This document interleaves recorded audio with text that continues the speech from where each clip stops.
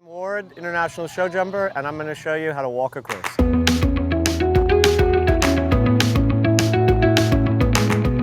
The course walk is very important because it's your one and only chance to know the test that's coming. You've got to know the small parts and the big parts of the test, and there's a few steps that I follow as a rule of thumb. My bullet points first start with remembering the course. Some people think that sounds simple, but actually often people get a little bit confused when they go in the ring.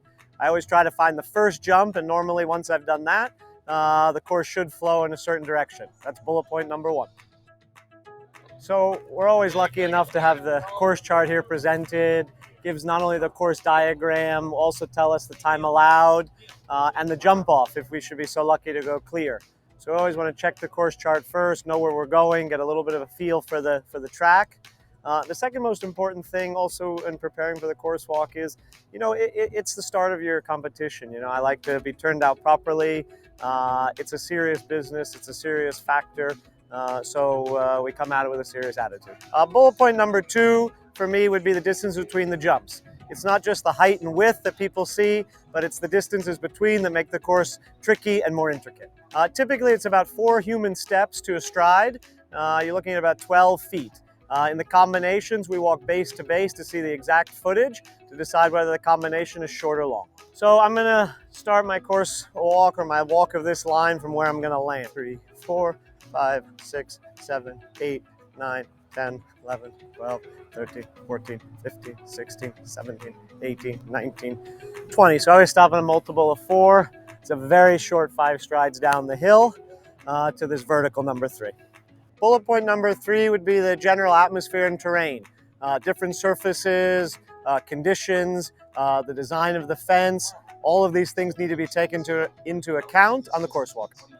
So as we're walking in the ring, me and my student Adrian Sternlick, you try to take notice to different things.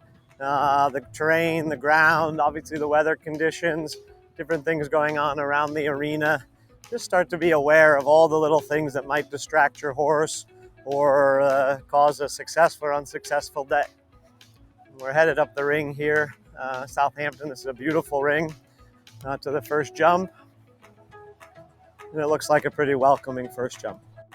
The fourth bullet point is how this particular course is going to affect your particular horse. Horses are like people. They're individuals. They have different personalities and strengths and weaknesses. And we really have to look how the course is going to affect them individually. As we talked earlier in the interview, talked about long and short strides, different horses. And so you have to do what's appropriate for your horse. You may see 7 steps there with a big horse and a wide 8 with the smaller horses. I think once you jump in here, just hold your position. B will take care of itself. And this is going to be a steady 8 strides back down the hill to this last fence, the Longines vertical. What you can't probably see on the camera is that the ground goes back down the hill here. It's a subtle test, but it's going to cause some problems. Now you see how important the course walk is. I hope you guys enjoy the trip around, and best of luck in your next competition.